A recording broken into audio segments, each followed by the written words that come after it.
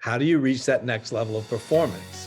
Even the best high performing individuals, athletes, executives, or whatever, I say have another gear. Hello, everyone. Welcome to the Intentional Leadership Podcast.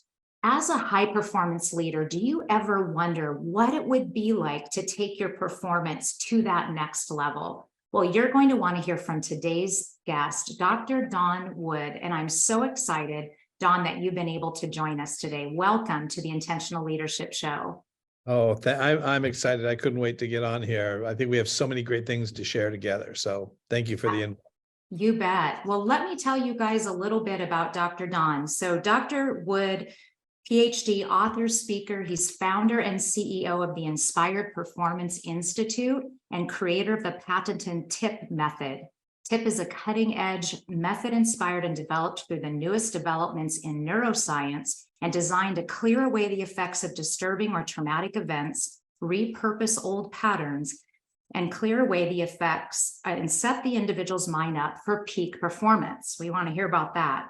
In essence, it reboots the brain's stuck thought pattern, making it possible to enhance alpha oscillations with a non-invasive and effective shift in brainwave activity. Author of 2 top-selling books, Emotional Concussions, and You Must Be Out of Your Mind. Welcome again, Dr. Dawn. We're just so excited, and I know this audience is really going to appreciate our time together today. Well, thanks, Janelle. And I'm excited because your audience is exactly what I love talking about is how do you reach that next level of performance? Even the best high performing individuals, athletes, executives, or whatever, I say have another gear. I love that. So tell me more about that. Well, what I really discovered is that when we have events in our lifetime that have sort of been, looping around, it's actually draining energy. And so what I have found is that when you can perform in an alpha brainwave state, that's where you reach your peak performance. And so people have difficulty doing that all the time. But what I do is show you how you can do it, because I'm going to take away the things that are interfering with your ability to stay in that moment. And we call that staying present, being in the moment, right? So if you read all the self-help books, they'll tell you that that's the key. However, the human mind works a little differently. And so you actually have to train it and develop it to be able to do that, to reach your highest level of performance. Okay, that makes sense. So for those in the audience that aren't familiar with the different brain waves, can you tell us just a little bit more about that and why the importance of helping people get to a different brain state? Yeah, so we can measure it.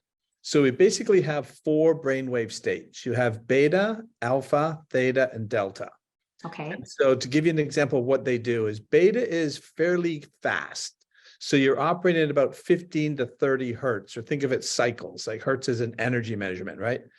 So 15 to 30 hertz. So if you're in a very high stress state, you're going to be in a fairly high beta brainwave state, very active. Okay. When you move into alpha, alpha is between 7 and 14 hertz. And that's where the mind is very relaxed and very focused. They believe Albert Einstein lived in that state most of the time. That's why information flowed for him. Okay, the flow state, I think sometimes that's called. Yep. And so as an athlete, I've been an athlete, and I encourage all my athletes, I want them performing in alpha because you're very, very relaxed but focused. So that's about 7 to 14 hertz. When you go between 4 and 7, you move into theta. And theta basically is dreaming. So you're actually going to sleep. So when you go to sleep at night, you'll move into theta. And theta is where you process everything you've experienced during the day. And there's where people have difficulty sometimes falling asleep, because if their mind has been bothered by something earlier in the day, when you go to sleep, your mind is not okay with just letting it go. It wants to continue to process it. And so it gets stuck sometimes. And then what you want to do is move into delta sleep. And delta is dreamless sleep. And that's where all the maintenance gets done. So if you're stuck in theta longer than you should be, you're not getting enough maintenance time. So there's where people start to become unhealthy because they're not getting enough restoration. And Sure. so in theta, basically, there's a part of the brain called the thalamus. And the thalamus is, think of it as the air traffic controller. It's managing all the information coming into the brain and distributing it to wherever it needs to go. So Okay. the thalamus, if it has a lot of activity because you've been stuck in a high beta state, it's continuing to process that data. And the thalamus is also responsible for sleep. So it doesn't want to rest until it processes the data. And there's where traumatic or disturbing events are also stuck in that state, and the mind wants to fix it. Interesting. So you've shared stories with me about some high-performing athletes that were feeling, maybe they were feeling stuck, or maybe they weren't stuck, but just wanted to get to that next level of performance. Can you share a story of one of the athletes that you've worked with and give us an example of how this method is effective? Well, I know you're a golfer and I'm a golfer, so I'll share a golfer story. I love Right? it. There's a gentleman, Tim Burke, and Tim Burke is a competitor in the World Long Drive Championships, you know, those big, as far as you can hit the ball. So Tim came to see me in 2019, and obviously he's a phenomenal athlete. He's built like Superman. He literally is. He looks like a Superman. So he's a physically, you know, impressive guy, and very, very capable, well known around the world. But he hadn't won in a few years, you know, at the level he wanted to win. So he came in to see me. This was in about February of 2019. I took him through my program. It's a 4-hour program that we take you through. And the idea is to teach you how to be able to get into that alpha state. And so anyway, Tim left. He flew out to Phoenix. That was the first tournament of the year, was in Phoenix. And I saw on the Golf Channel that he was in the finals on the Monday night. So I texted him and I said, "How you feeling, Tim?" And he wrote back 3 words. He goes, "Alpha, baby, alpha." He was in alpha brainwave state. What he talked about is, he said, "I would have been knocked out of that tournament had I not done the program." He says, "Because what you taught me how to do brought me back into that very relaxed state." And then he was able to, where he hit 2 really bad shots in a row, he remembered what he needed to do. And he says, and I felt this sense of peace come over me, and I started striping the ball again. He won that tournament. He won 2 of the first 3 tournaments of the year and made the finals of every tournament all year. And he says, I know that wasn't going to be possible without the program, because he had the physical talent, no question, but it was the mind that was interfering with him maximizing that physical talent. Wow. Right.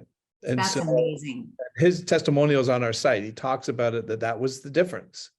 He says, I've never been so relaxed playing a sport. He was also a pitcher for the University of Miami, as well as a baseball player, phenomenal athlete.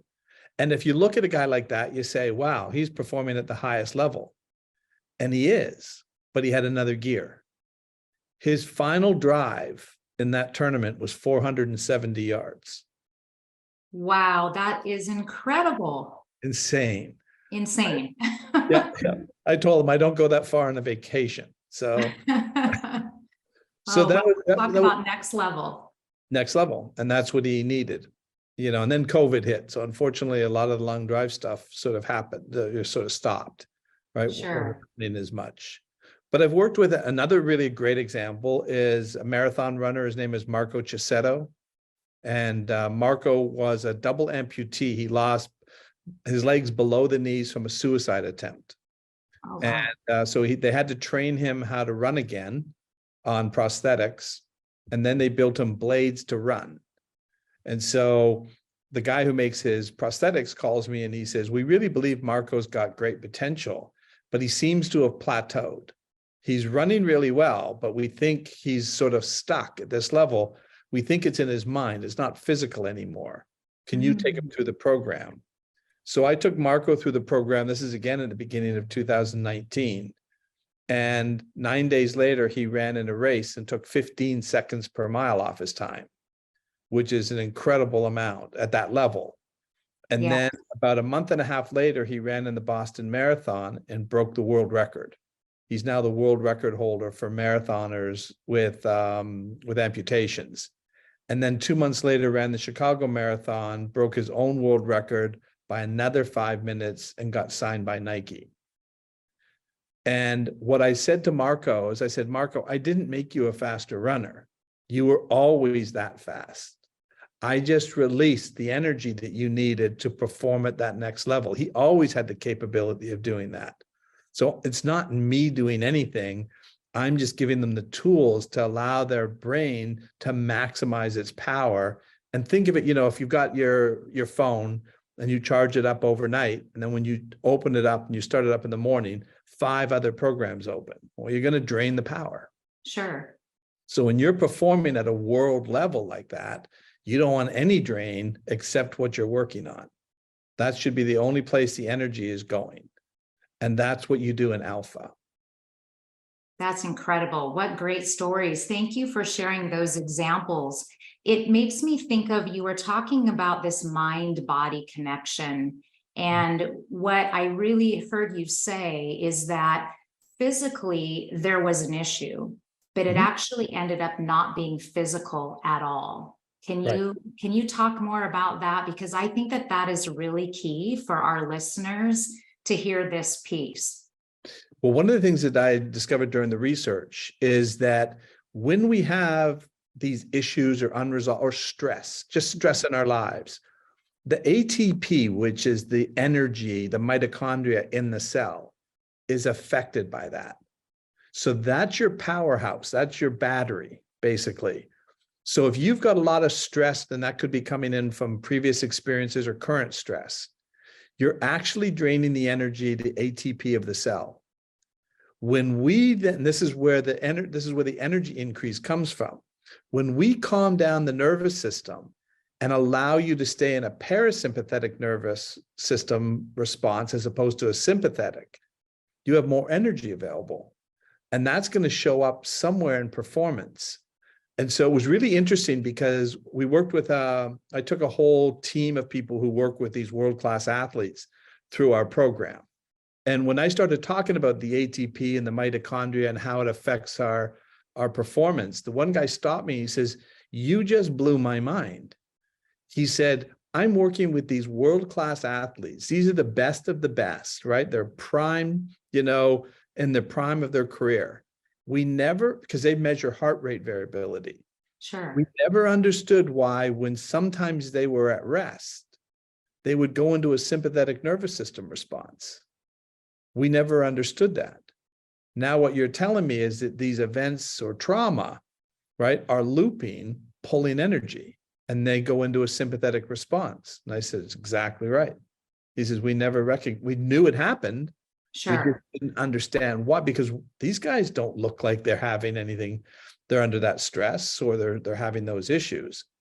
But everybody, from the highest performing executives that you're dealing with to the highest performing athletes in the world, all have the same issues." And so what I've done through the research and put the program together is show them how to maximize that.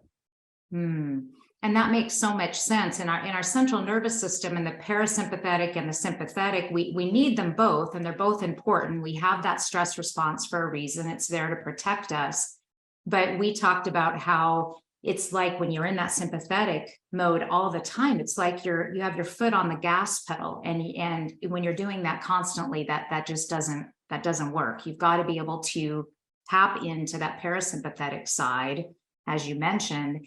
And so many of us, especially those who've been under really high stress or have had some periods of trauma in their life, that you tend to be in this fight or flight and just stay there. That we talked about, that alarm that just stays on in your brain because you think there's something that you have to be doing to protect yourself. Exactly. And the sympathetic nervous system response is an emergency management system. And for a lot of people, it becomes an operating system. It's not meant to be an operating system. No. It's meant to turn on and turn off. And it does exactly that in the animal world. So a zebra cannot feel fear of a lion unless there's a lion present. Zebras aren't imagining lions, thinking about lions, remembering lions. But if a lion shows up, they will go into a sympathetic nervous system response, perfectly designed system. When they escape the lion, they'll go back into a parasympathetic, a rest and digest, perfectly designed system. Janelle, the issue that we have as humans is we store explicit memory about lions. That keeps putting us into a sympathetic nervous system response, even though there's no lion present. That makes so much sense, and so true. In our world, we have this human capacity, the reason that we just keep thinking and ruminating over that particular situation, where you're going to have the zebra is not going to be talking to his fellow zebra saying, "You'll never believe what happened to me," and going over that event over and over again. For them, it's over, and we can learn something from our animal friends for sure. That's just the way their brain works. We have two very unique features that animals don't have. And that's causing what I call glitches. Our computer is glitching. There's nothing wrong with anybody. There's nothing wrong with anybody's mind. Everybody's mind works perfectly fine. But if it's constantly running on this trauma loop or this stress loop, it's going to continually activate the nervous system. And the sympathetic nervous system 100% of the time overrides parasympathetic. If there's a threat, your mind doesn't say, well, we don't really have to do much about this. It's an automatic, autonomic nervous system response and will override reason and logic every single time. And you can't stop that until you can learn how to reset it. I love that. And that's the good news, is that scientists used to think that the brain you had once you were an adult, that's the brain you're always going to have. And it's wonderful that you can actually reset, reboot the brain, fix those glitches so that you can have this better performance and ultimately a better life. So that's really great.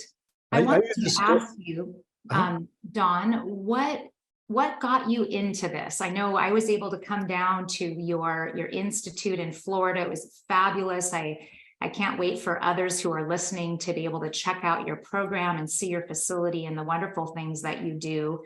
But you have a very interesting story of how you got yourself into this research and wanting to help people in this way. Can you share that with us? Yeah, no, I'd love to. So I would never in my wildest dreams have ever come up with this if it wasn't for my wife and daughter. They were really the inspirations behind it. My wife grew up in a very traumatic household, and I grew up in the opposite. We talked about this, we shared that, right? That I had an idyllic childhood, no trauma. I met my wife, she had the opposite. And she was high functioning. So if you'd met her, you'd never known it, right? She was very, professional, what she did, but was living in fear all the time. And then when my daughter turned 14, she was diagnosed with Crohn's. And they said, there's no cure for Crohn's. We don't know what causes Crohn's. She's just going to have to manage this for the rest of her life. Take her off of gluten and dairy, all these different. So autoimmune shows up a lot when people have had trauma. Now, we didn't know my daughter had trauma. She had never disclosed it to us. And then she developed a second autoimmune disorder called idiopathic pulmonary hemosiderosis. And I was adopted, so we didn't know my family history. So that's when my wife said to me, this must be coming from your side of the family. This must be your Of course, fault. it's your fault. It's my fault, right? And so that's what made me start to research it. Why is this happening? And I made a direct connection between stress and trauma, right?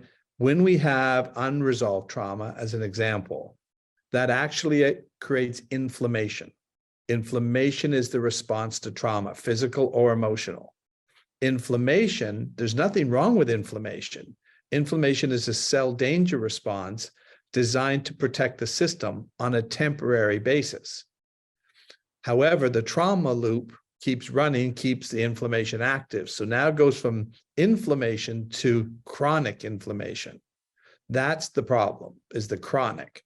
Right. So inflammation compromises the immune system and compromises the neurotransmitters. And so, but it's only meant to be temporary until the danger has passed. Works perfectly well in the animal world. However, we keep ruminating, keep running the track of the trauma, keeps the inflammation active, then the immune system is compromised. What's going to happen? We're going to Mhm. get sick.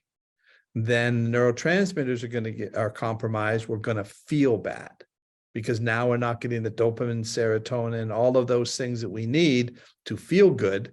So what are we going to do? We're going to medicate them.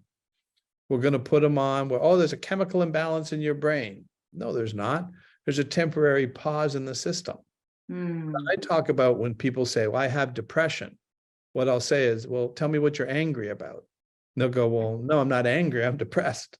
I go, depression is a function of the brain, not a dysfunction. It's Mm. shutting down because it's in pain. Right. It can't And your resolve. daughter, you had mentioned that your daughter was a very happy girl, very sunny personality. It was just this physical ailment that she had, but otherwise she seemed fine. She had this physical ailment that just kept getting worse and worse. And Yes. then what happened? Well, she had 4 operations. They cut out 24 inches of her intestines during Oh, 4 operations. That poor child suffered. mm, Well, I'll tell you, she still smiled. She still, like, she was loving, smiling, but just in pain. She hadn't sure. shared with us that she had had some abuse when she was 6 that we were completely unaware of. Devastated my wife because Oh, she was like, how could this happen on my watch? Right? I was so careful, so protective, but it happens. So mhm. that's what was creating the issues, which was creating the inflammation, compromising the immune system. So she was getting sicker, and then also the neurotransmitters. So she was struggling, but she's an actress ever since she was 4. So Okay. a lot of that was a really good act because she was living in this beautiful, loving home. So in her mind, what have I got to be upset with? So she kept up the facade of I'm okay. Mhm. And yet she was struggling physically. But the great news is that once we got to the issue, the core issue, which was the trauma, and we resolved it, what I do with our program, her Crohn's is gone and her lung disorder is gone. And they would say, that's impossible, right? But it's certain, she's living proof that when the nervous system comes back into regulation, it can do maintenance. And so the inflammation came down, right? And then the system, as you know, our bodies and our minds are designed to heal. Right. What's interfering with the healing is if you're being chased by a lion, you're not going to get much maintenance done. Your Mm, mind is not going to be worried about fixing that sore knee when you're being chased. You're not even going to feel the pain. You'll be able to run full speed as if you had no knee injury. I don't care if you got a torn ACL. You right. will run, right, as fast as you can. When you get away from the lion, now the pain's going to start. Sure. And your daughter, she had had Crohn's for years. They couldn't do anything. She had 4 major surgeries. And then she worked with you to actually address what was going on in her brain. And then tell me about the visit, then her later going to the doctor to get a routine checkup and what it said on her chart and that conversation. That was so interesting. Well, it was actually what had happened is she developed a cyst on her ovary. Okay. Now, here's one of the things that we're still learning is that when they use steroids for her Crohn's and steroids for the lung issue, what we have now found is the overuse of steroids creates PCOS, polycystic ovarian syndrome. So we didn't make this connection yet, but the cyst that had formed on her ovary was really from the overuse of steroids. But the Okay. doctor came in after the operation and he said, I removed the cyst. And he says, but I'm confused because your chart says you have Crohn's. And she goes, yeah, I have Crohn's. And he goes, well, I operated. There's no evidence you have Crohn's. And she goes, yeah, I haven't had a flare up in a long time. And he goes, but you're not on medication for Crohn's. She goes, no, I don't take any medication now. And he goes, I hate to tell you this. You've never had Crohn's. And she's going, Wow. no, I've gone down to like 95 pounds, right? Right. I've had 4 resections done on my intestines with 24 inches taken out. He goes, well, Crohn's doesn't go away. It's either active or suppressed by medication. And so I explained to him, as I said, I believe her Crohn's was a result of this unresolved trauma that created that inflammation. And then the only way you guys could deal with it was to manage it with steroids, bring the inflammation down, and then take out pieces. Because what happens is the cells go into that cell danger response. So nothing gets into the cell, but nothing gets out of the cell. It's a temporary pause until the danger has passed. But according to her mind, the danger had never passed. So it stayed in an active cell danger response. The cells died. So they had to go in and cut them out. So after I explained to him that that's what I believe it was caused by, he said to me, he says, that's impossible. If that were true, you'd have a Nobel Peace Prize. I said, you tell me what Crohn's is. He goes, Crohn's is a lifelong debilitating disease with no cure. I said, I'm sorry, I disagree. Crohn's is just inflammation. And so now we're realizing that cyst that's starting to show up is coming from the steroid. Now that's physical. Sure. Coming from psychological anymore. That's the overuse of steroids. So I know you deal with a lot of women, successful women who have daughters and even themselves. Be very aware that overuse of steroids may show up in an ovarian cyst formation. So be aware of it. Like, again, we didn't know that. This is just showing up because then all of a sudden she's never been more than 115, 120 pounds, right? And all of a sudden she puts on 30 pounds out of nowhere. Wow. And couldn't understand where it was coming from. That's where it's coming from. It's basically an insulin resistance issue that gets created by that as well. Okay. Wow, that's really, really interesting. And what an amazing story, and fabulous that you took charge. And I think you told me that your wife said that you had to figure this out. That's what she said.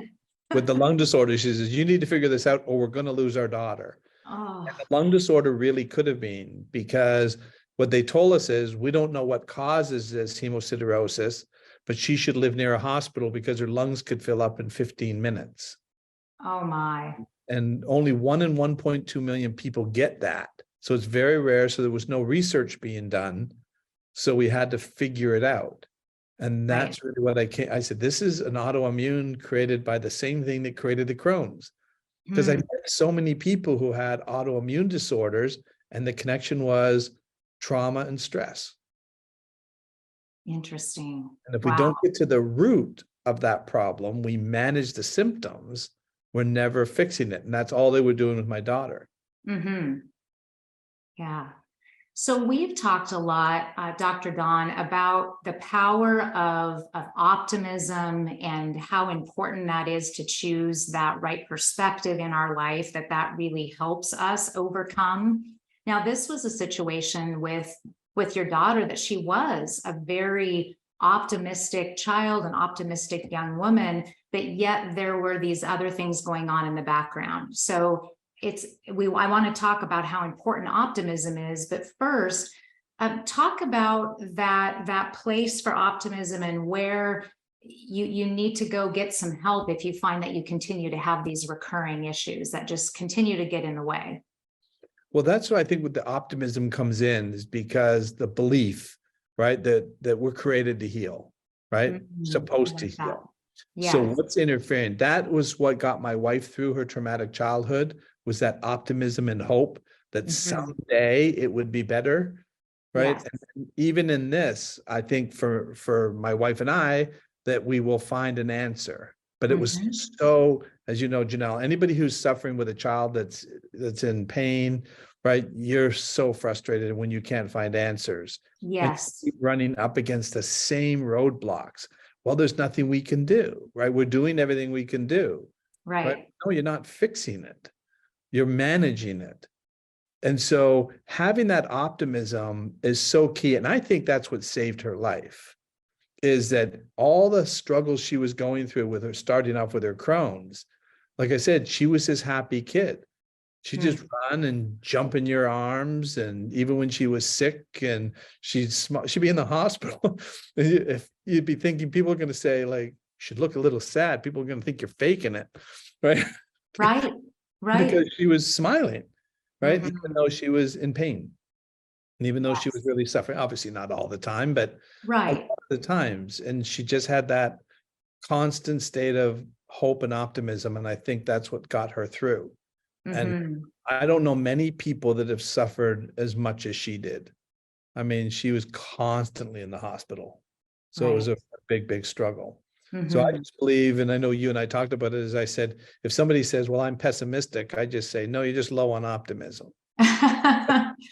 Yes, and it does make such a difference. I know we've shared the challenges of your life and the challenges of my life. And as I looked in some of the things that I went through, it was that shift of perspective where I went through some trauma in my own life when my first husband abandoned me and my little girls. And I, at one point, wanted just to crawl into a ball in the corner of my room and just never get up. And you could be that way and feel that way. And yet that wasn't going to be the answer. I needed to look that this was all going to work out. Everything was going to work out together for good. And I needed to have hope. And that really made the difference in my own life, no question, and the life of my daughters. And I think, just reading your book and getting to know you, that's your superpower. I mean, just Oh, meeting you, you've got this light and this energy, it's almost like you're surprised when you hear that you had any kind of stuff like that. It's like, really? Like you wouldn't look like that, right? oh, That would you're very be, so kind. yeah, so you've got a great spirit to you. And I think that's why so many people gravitate to you for your leadership. And your book was amazing. It really Oh, highlighted so many things. I learned so much, from reading your book. thank So you. it was great. Thank you, Don. I appreciate that. And that's where we're very in sync with just seeing how that power of optimism can really help us lead a better life. It really Yeah. makes a difference for sure. And I Well, had let's that all touch my on, life. go I had ahead. that I had that all my life. I was always an optimistic person. I always figured that there'd be a solution to something. And again, I shared the story when I was younger. The tennis pro who taught me if I wanted to be a really great tennis player, then I should lose a lot. And Oh, like I said, I didn't remember what at the time, I didn't understand what he meant, but he said, don't be worried about playing better people because they're going to beat you. They're supposed to beat you. They're better, they're bigger, they're stronger. When I was 13, play against the 16-year-olds, right? Because mm, I would learn how to play at a higher level. And so you had to not be afraid to lose to do that. Don't let your ego get in the way. And it's tough because as a 13, 14-year-old, I could go and win a tournament. Now I'm going to go to a 16-year-old tournament and get knocked out in the first round, right? An mm. 18-year-old tournament, and sometimes coming out of it with barely winning one or two games. It wasn't that I wasn't a good tennis player, but I was overmatched in power and speed, but I eventually caught up to it. That is so important. I think for many of us, I mean, nobody likes to fail. I want to win, you want to win. But yet those times of failure, I think if we think about our lives, both personally growing up and as business professionals, it's those times where things didn't work, where we tried it anyway and it failed, that we learned so much to be able to then take from that and be able to make changes to take us forward, to be able to learn and to grow and to have success. I mean, for you, certainly the first time that you started coming up with this treatment methodology, I mean, certainly you hit some walls trying to figure that out, and you could have given up along the way and just said, well, everybody's telling me this isn't going to work. I'm just going to give up. So many times I had people say, you can't do that. I'm saying I can eliminate post-traumatic stress. I can eliminate anxiety and depression. You can't say that. It's exactly what we're doing. We actually got a patent on it, right? That I say, again, it's the same thing. The brain is never trying to hurt you. When people say, oh, I sabotaged myself, I go, no, your brain was protecting you, right? Right. It's always designed for survival. And it's always, and the great part about this is we can train the brain to do whatever we need it to do. And so there's where that hope and optimism comes in. If you get knocked down and you say, I just keep getting knocked down, everybody works against me, everybody's going to knock me down. What's the point in getting up and fighting? I'm just outmatched. Well, you're probably going to have trouble getting up. But if you can continue to get up and continue to fight, and you've done that, I've done that in my life, maybe Mhm. not to the extent other people, my daughter, geez, I really have to ask myself if I could have had her strength. I don't know. I mean, that was tough. Right. And yet she still came out of it with this, smile and joy in her life. And you can't give her any cash because she was living out in LA when she was acting out there. She'd always be broke. I'd say, I sent you some money. She goes, yeah, but she gave it to everybody. She gave it to every person she ever met, right? And she would give them her last dollar, right? And again, but she had that hope. So I'm a big believer in hope and optimism. And you are a living testament to it as well. I know that that's what got you through your life and your difficulties. Well, definitely. Well, we are giving hope out today, and just to all of those listening, know that no matter what that you're going through, if you fall down, that you can get back up, and there's hope, and you just need to choose the path of optimism.